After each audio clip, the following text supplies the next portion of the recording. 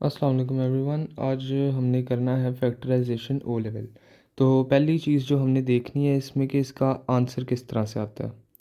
तो आंसर इसका हमारे पास आएगा इस तरह, दो ब्रैकेट्स में इस तरह हमारे पास आंसर आएगा। तो पहला केस जो हमारे पास आएगा वो आएगा फैक्टराइज करने के लिए टू टर्म्स को। तो टू टर्म्स को फैक्टराइज करने के लिए कुछ स्टेप्स मैंने लिखे हैं। Step one, take common if possible.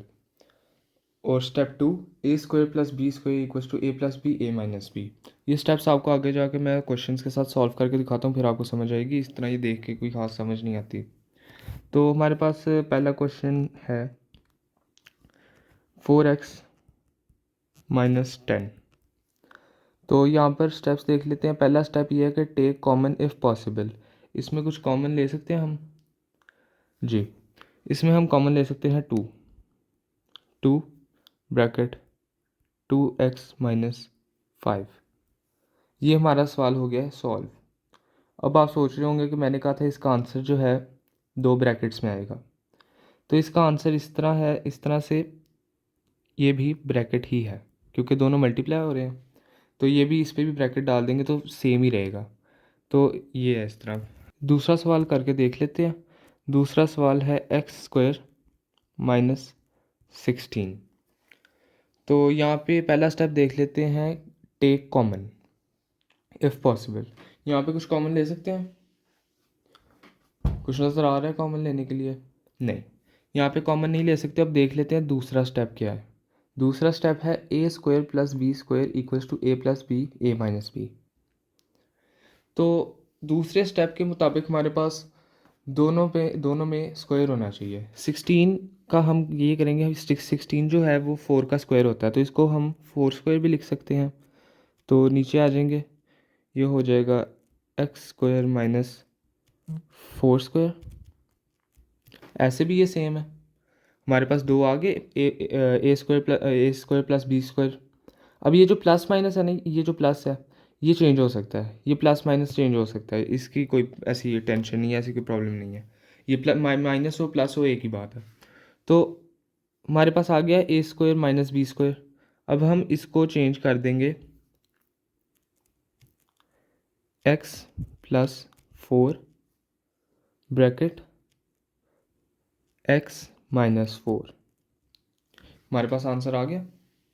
ये दूसरा स्टेप इस तरह से होता है। तो एक और सवाल सॉल्व कर लेते हैं। 3(1-9x²). तो यहाँ पर हम कुछ कॉमन ले सकते हैं? नहीं ले सकते। ठीक हो गया। तो यहाँ पर हम दोबारा दूसरा स्टेप फॉलो करेंगे। यहाँ पे 1 का स्क्वायर 1 ही होता है, तो ये हो जाएगा 1² माइनस 9 का स्क्वायर क्या है, ये 9 और x है। ये सिर्फ x पे स्क्वायर लगा हुआ है, 9 पे स्क्वायर नहीं है। एग्जाम में ये गलती ना कर देना, इसको गौर से देखना आपने। ये सिर्फ x पे है स्क्वायर, 9 पे कोई स्क्वायर नहीं है। तो 9 का भी हमें स्क्वायर निकालना पड़ेगा। तो 9 का स्क्वायर होता है 3x। ये आ गया ब्रैकेट में स्क्वायर, 3x होल स्क्वायर। उसके बाद हम नीचे आ जाते हैं। नीचे हमारे पास, हमने अब इसको स्टेप के मुताबिक हम लोग इसको किस तरह से चेंज कर सकते हैं। ये हो जाएगा 1+3x brackets open bracket 1-3x close bracket. ठीक है, ये सवाल हमारे पास हो गया है सॉल्व।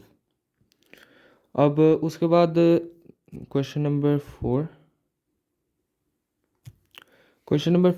5x² - 20। इसमें हम कुछ कॉमन ले सकते हैं? जी बिल्कुल ले सकते हैं। तो इसमें कॉमन आ जाता है 5 ब्रैकेट x² - 4। ये इस तरह हो गया। अब इससे आगे कुछ होता हुआ नज़र आ रहा है? नहीं नज़र आ रहा, लेकिन होता है। आगे भी हो सकता है। ये आगे कुछ इस तरह से होगा कि ये होगा 5, इधर लग जाएगी बड़ी ब्रैकेट। अब अंदर x² - 4 है, तो 4 का भी स्क्वायर होता है। अब यहाँ पे दूसरा स्टेप लग जाएगा, यहाँ पे ये हो जाएगा एक्स स्क्वायर, ये बड़ी ब्रैकेट इधर ही रहेगी छोटी ब्रैकेट के साथ, x whole square minus 2 whole square bracket. ठीक हो गया। अब हम अंदर इसको सॉल्व कर देंगे। 5 bracket bracket x plus 2 x minus 2 bracket. तो ये जो बड़ी वाली ब्रैकेट है ये आप डालें ना डालें कोई फ़र्क नहीं पड़ता, इट्स द सेम थिंग। इसको ऐसे भी लिख सकते हैं हम, 5x प्लस 2 एक्स माइनस 2। ये हमारे पास आ गया आंसर। अब अगली एग्जांपल कर लेते हैं।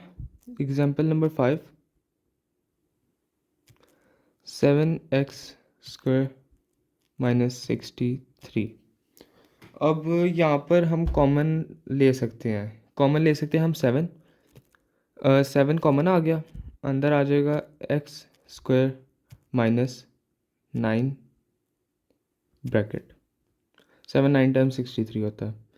ठीक है, तो अब इसके आगे वही होगा जो हमने पिछले वाले क्वेश्चन में किया था।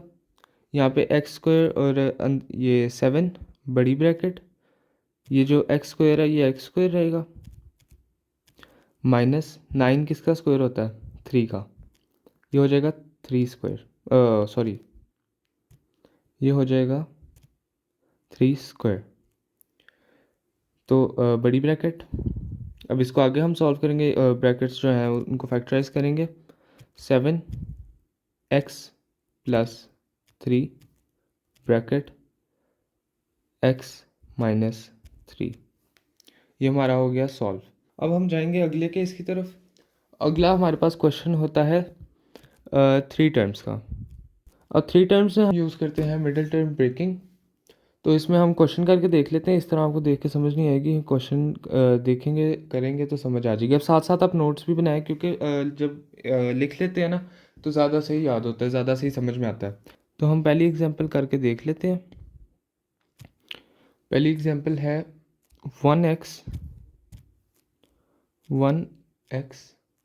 Square plus 7x plus 12।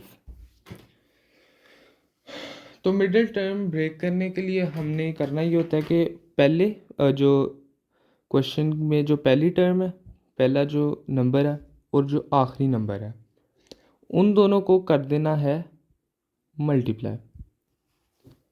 1 into 12 equals to 12।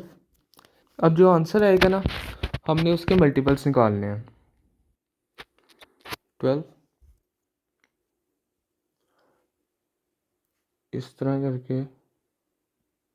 हमने बना लेना है कॉलम, तो उसके मल्टीपल्स निकाल लेने हैं। और इस कॉलम की राइट साइड पे हम लिख लेंगे ऐड, और लेफ़्ट साइड पे हम लिख देंगे सब्ट्रैक्ट सब। तो 1 इंटू 12,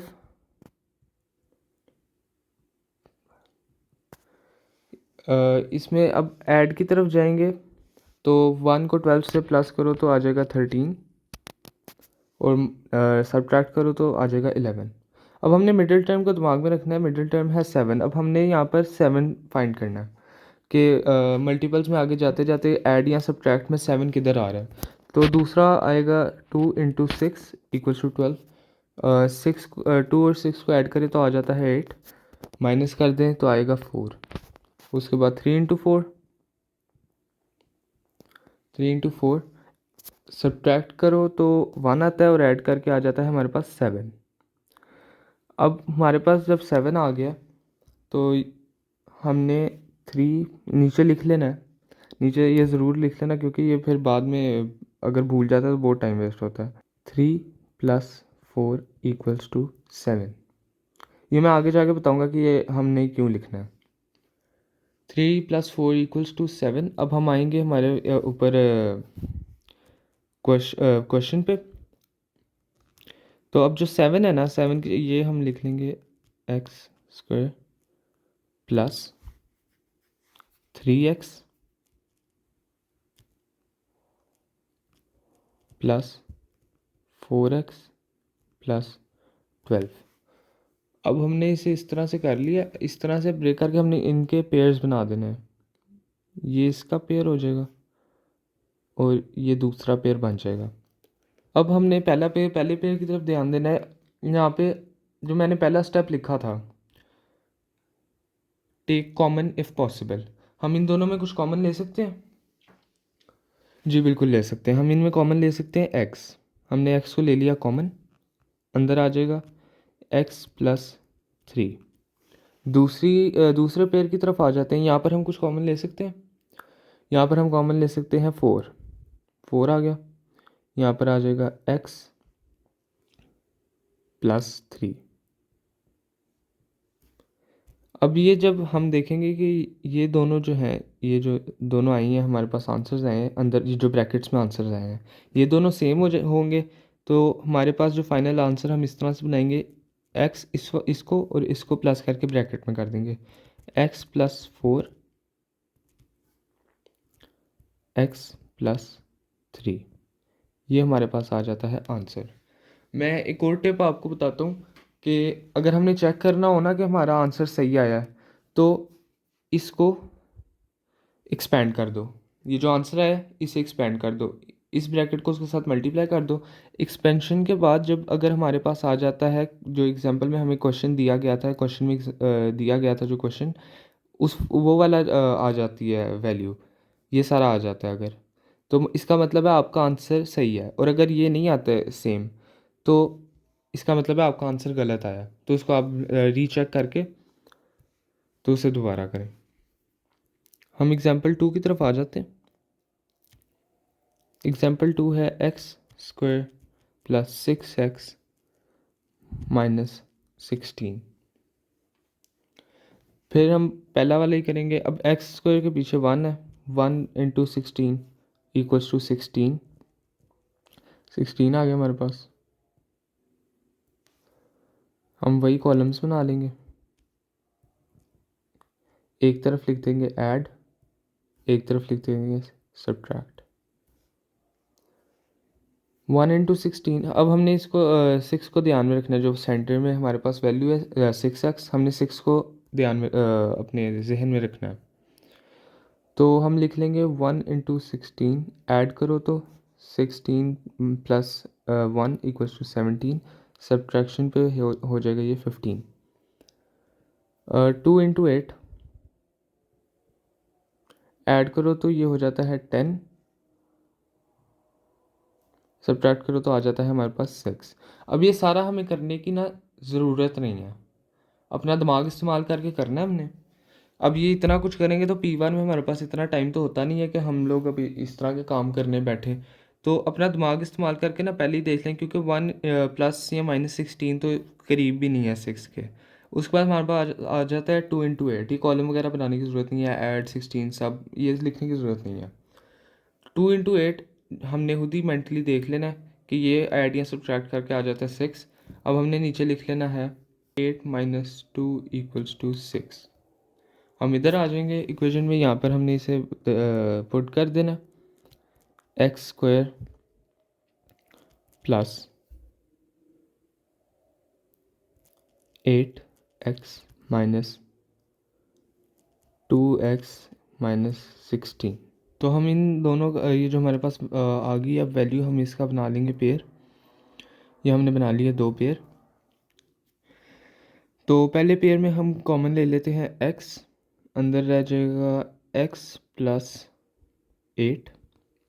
दूसरे पेयर में अब हमारे पास केस कुछ इस तरह है कि जो कॉमन लेने वाली वैल्यू है ना, जो दूसरे पेयर की जो स्टार्टिंग वैल्यू है वो है नेगेटिव।